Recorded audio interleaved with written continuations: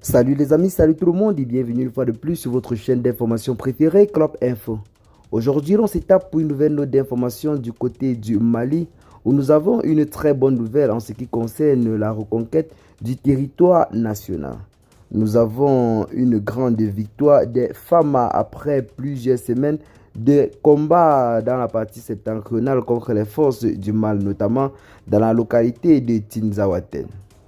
En effet, malgré l'appui des pays voisins hostiles à la stabilité du Mali, les supplétifs des armées impérialistes connues sous le nom de Forces du Mal, rebelles et bien d'autres ont été défaits du côté de Tinzaouaten à la frontière algérienne.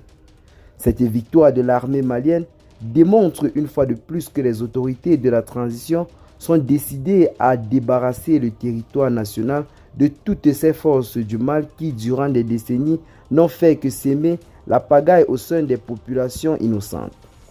L'armée malienne vient de prouver du côté de Tinzaouaten qu'elle ne cédera aucun mètre carré du territoire national entre les mains de quiconque. Les marchands de la mort et les sponsors occidentaux qui n'avaient pas retenu la leçon après la reprise de Kidal en novembre 2023 ont essuyé une grosse défaite face à la puissance de feu des vecteurs aériens de l'armée malienne qui combattait conjointement avec les vecteurs aériens de l'armée burkinabé. Les supplétifs de la coalition occidentaux fascistes ont été déculottés du côté de Tinzaouaten à la fin du mois de juillet. Cette défaite a créé un électrochoc dans les milieux militaro-fascistes dont l'objectif était de marcher sur Kidal si leurs mercenaires sortaient victorieux des combats de Tinzaouaten. C'est un grand échec et Kidal reste toujours en possession des forces armées maliennes. Et pour masquer les débandants les médias de la haine et de la manipulation, de conscience prennent le relais. Ils ont inondé les réseaux sociaux d'images effrayantes prises sous d'autres cieux pour faire croire à l'opinion nationale et internationale que la patrouille de l'armée malienne a été véritablement frappée du côté de Tinzaouaten. Il est bien vrai que les forces armées maliennes ont enregistré des pertes et des dégâts matériels, mais cela ne saurait ternir l'image, autant pour nous, de nos militaires décidés à débarrasser notre territoire de ces forces du mal. Un autre échec pour les médias de la déstabilisation dont l'objectif est de créer la panique au sein des populations. La mayonnaise n'a pas pris cette fois-ci et ceux-là ont reçu le retour de l'ascenseur.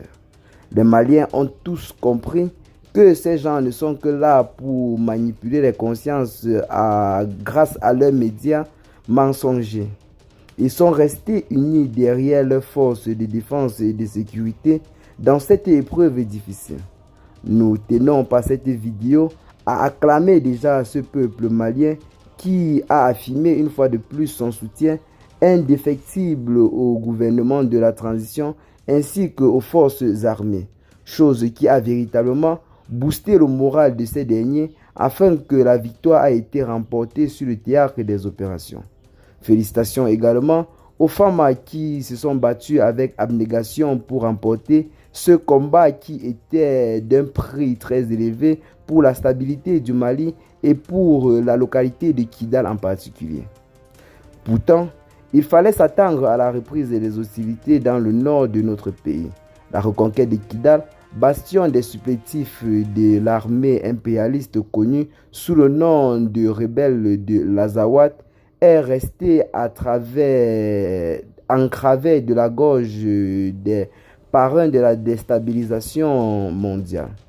Et pour cela, ils les ont regroupés en Algérie et en Mauritanie qui servent de pays arrière de déstabilisation des pays du Sahel. Ces deux pays voisins sont foncièrement hostiles à la stabilité du Mali pour plusieurs raisons. Ils ont en commun un raciste déguisé. Ils soutiennent la peau blanche. Si l'Algérie veut rester l'acteur politique incontournable de la région, la Mauritanie nourrit des ambitions rebelles sur la région de Tombouctou. Ces deux pays, à qui le Mali a tout donné, payent notre pays par la monnaie du singe. Ils payeront catch un jour leur ingratitude. S'il est vrai que le Mali ne ménage aucun effort pour la stabilité de ces deux pays voyous, ils viennent d'apprendre à leurs dépens, malgré leur soutien aux bandits, ils ont été vaincus.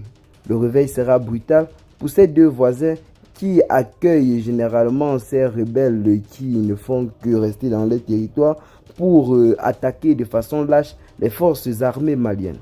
Eh bien les amis, c'est là en quelque sorte la nouvelle très historique du jour.